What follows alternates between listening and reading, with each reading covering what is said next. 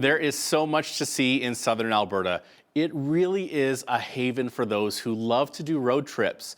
Just to the west of Lethbridge is the Crowsnest Pass, an area to enjoy the mountains and features that nature has for us. One local area man who has written a few books about Crowsnest Pass and the natural wonders of the area is Joey Ambrosi. His books include Fishing the Canadian Rockies and Hiking Alberta's Southwest. Joey Ambrosi, welcome to Bridge City News. Thank you very much. So Joey, first off, tell us what put you on this path to write books about the natural environment in the Crowsnest Pass area? I was living in Calgary and I was working for the Sierra Club of Canada on some projects where we were just re-hiking old trails that explorers had used just as a project. And then it kind of turned into a book by filling in the in-between trails. And that was a book, Hiking Alberta Southwest, came out in 1984. And I'm a fisherman. Everywhere I go, I fish. So in 1986, I did a book called Fly Fishing the Canadian Rockies. And then 1998, did an update on the hiking book. In 2001, update on the fishing book. And in 2011, update on the hiking book. And just last year was an update on the fishing book. So I get out and I do a lot of fishing and hiking. Okay, so obviously you've been doing this for a while. Are there changes that you've seen in the natural environment, or have things kind of like stayed the same over the last 20 or 30 years? I would think in the late 70s, 80s into the 90s, hiking was really big in the Rockies, including Banff, Jasper, and down here to the Crowsnest Pass.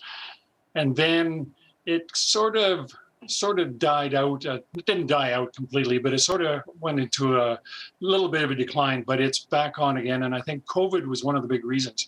I think people realized that they could go out in the woods, be by themselves or with their family and be safe and go fishing or go hiking or go mountain biking or go snowmobiling or go do what they want and be safe.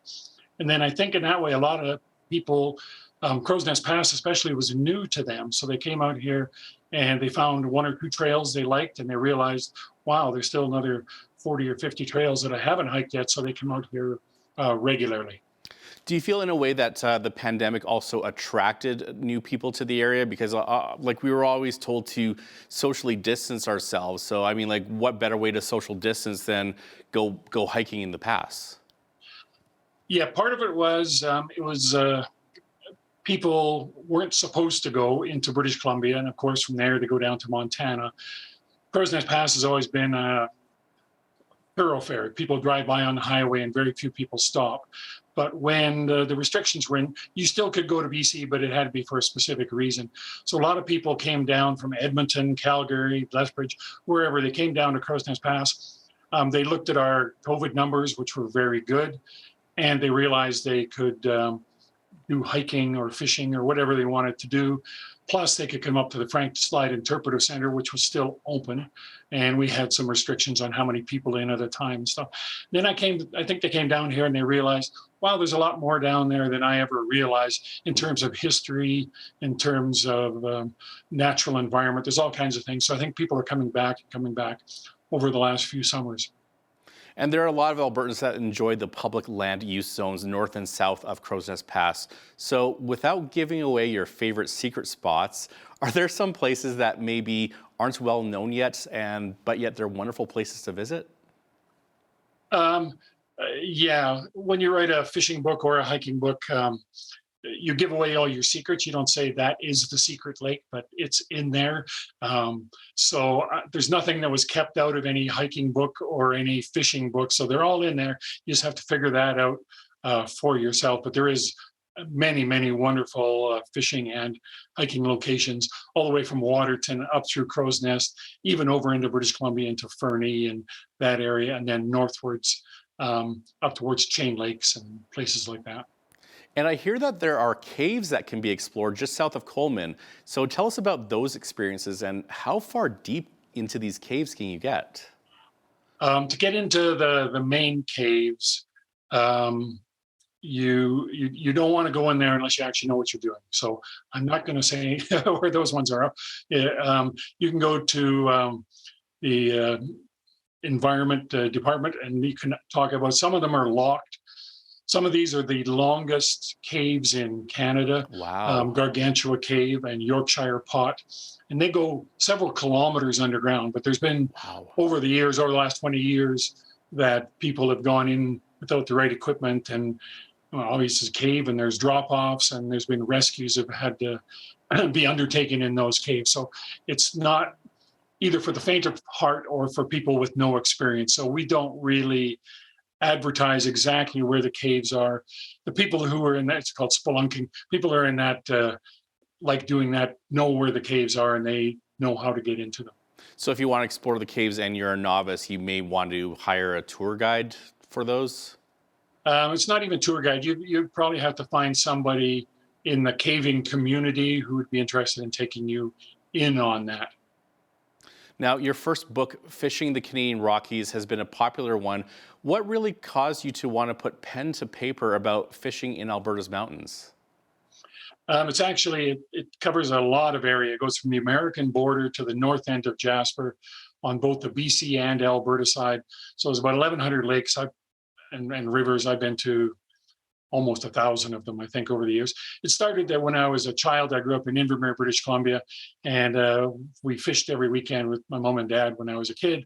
Then I moved to Calgary, and so I did a lot in Banff and Jasper, and then later moved to the Crowsnest Pass. And then just after a while, you realize, wow, I've covered all this area. If I take maybe one summer and fill in all the blank spots that I haven't been to, I do have enough for a book. So there was never an intention at the beginning to write a book. It was intention to go fishing. So I always have to tell my wife that I'm going to do some research.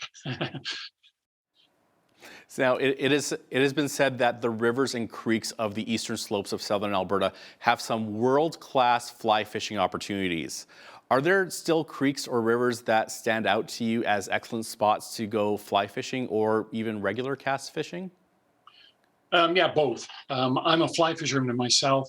In this area, obviously, the Crowsnest River is outstanding, and they've got new regulations, a lot more catch and release, so the fish get put back in the water, and you can catch them again, and they get bigger and bigger. So it's world class. A lot of the smaller streams are just fun. There's lots of fish to take children up, and you catch fish in a lot of the tributaries of the Crowsnest River, but it's the main one here. Also, if you go a little bit to the south, the Castle and West Castle rivers, and a little bit to the north, the Old Man River. And all three of those go into the Old Man Dam, but those three are outstanding fly fishing rivers. Can you talk about the different times of spring, summer, and fall where certain regions may be better for fishing than others? And are there certain areas that maybe you recommend in July and August versus early spring or September or October? Yeah, obviously all the lakes freeze over here. So there is ice fishing. I'm not an ice fisherman, but there's a few lakes where you can ice fish. In the spring, when the ice goes off, it's usually pretty good fishing in most of the lakes around here early season. When it gets too warm, the fish tend to go deeper because it's cooler water down below. So the lakes that work better in the hot seasons are the deeper lakes, but you have to usually have a boat or something to get out there and fish a little bit deeper. The fall, they start to come back up again, and good fishing in the fall. So spring and fall are the best times. Summer, you still catch fish around here. There's lots of lakes where you catch lots of fish. Now, I think one of the features of southwestern Alberta is we can get into places where cell phones don't always work or may be unreliable.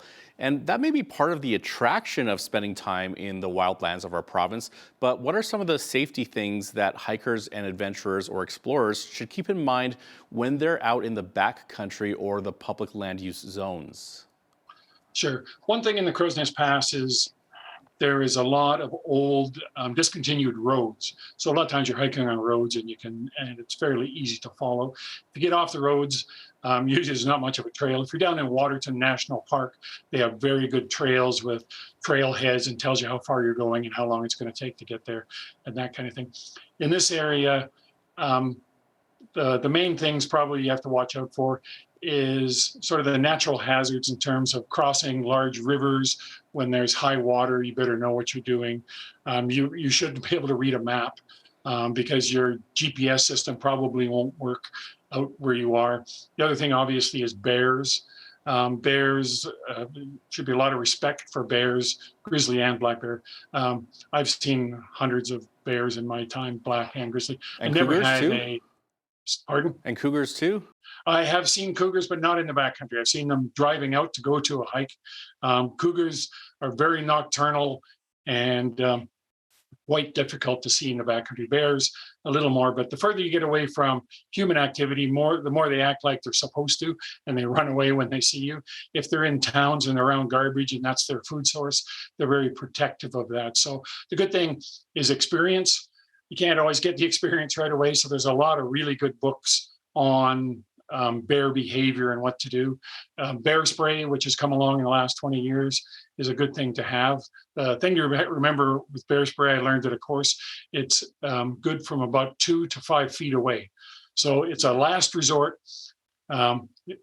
I've heard stories of people who think bear spray is like mosquito spray and you put it on yourself and you spray yourself with pepper spray, but that's not the way that works. And if you're spraying something that's 20 or 30 feet away, it probably blows away in the wind and doesn't do anything. It's kind of a last resort and it will work. You sort of stop the bear in his track, has trouble breathing and seeing, and you got about half an hour to get away from there. So bear spray, read about it, learn how it's used, and it's a good thing. But if you make lots of noise, bears generally stay away from you. But the more experience you have in the backcountry, the better it is.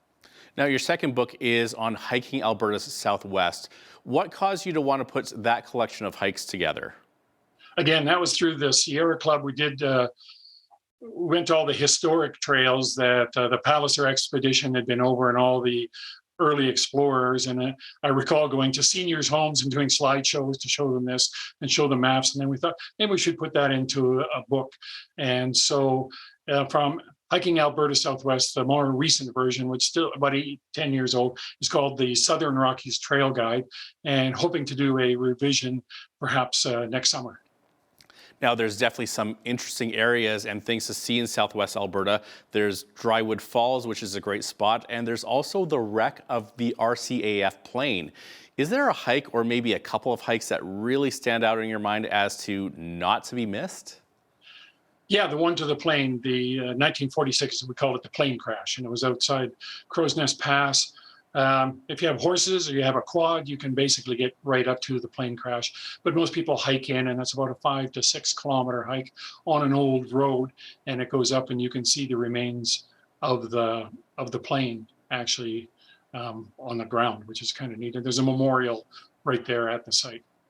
Wow. Now, what about hikes for the first-time explorers, or maybe people who bring children along, or adults that haven't really been out exploring? What would you recommend?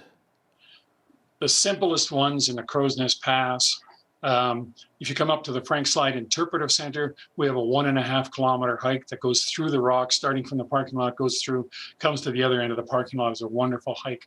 And you get a little brochure. There's numbers along the trail, so you know what you're looking at. That's a really good one. There's one called the Miner's Path in Coleman, which is part of the Crowsnest Pass. And it's another one goes along a little creek. There's Star Creek Falls is a nice little hike. If you're camping in the area, maybe up at Chinook Lake, there's a hike that goes around the lake up there. If you're getting a little more adventurous, going up Turtle Mountain, there's a trail that goes up to the top of Turtle Mountain, which overlooks the Frank Slide. It's a trail all the way. There's no actual climbing, but it's uphill all the way. So you want to be in reasonable shape, but kids can go up there as well. I wouldn't do that as your first hike. There's a ghost town called Lille that you can start from the interpretive center, and it's about a 6 kilometer hike into there. And that's pretty cool as well. That sounds really cool. One of the features of life today, of course, though, is social media. And on different social media sites, you can find pictures and videos of people exploring our province. Is there a place where our viewers could go if they want to learn more about not only your books, but also the region around Crowsnest Pass, and where they could actually take the family camping and exploring? Yeah. I'm not an IT guy myself, so. But if you go to the Frank Slide Interpretive Center website, that will get you started. I would really recommend, if you come into the area, come up to the center. We can tell you all about the heritage in the area. There's all kinds of things. the Hillcrest Mine Disaster Memorial Site, and there's the Bellevue Underground Mine, and there was the Alberta Police Barracks where there was a shootout in 1922, and there's all those kind of things. But we can also direct you. We have maps and everything of all the hikes in the Crowsnest Pass. The Crowsnest municipality of Crowsnest Pass has a website, and you can link to that. And they talk about where you can go mountain biking, where you go hiking as well. So those are some of the links you can go to. So at the Frank Slug Interpretive Center, you see a lot of like first-time visitors to the area, and there's resources for them to go hiking or go exploring or check out different mountains or different attractions then. Absolutely. Most of our staff hikes and does everything. So it's earlier in the spring when the snow is just melting, we can tell you which trails still have snow on them and which ones don't. But we get not only first timers, get returning people who've hiked a hike or two and want to know what's a little bit more challenging, or where can I go next, or I want to see a nice lake, or I want to see a nice waterfall, all those kind of things. Well, Joey, that is all the time we have for today. We thank you so much for joining us and telling us all about what you can explore in the Crowsnest Pass. My pleasure.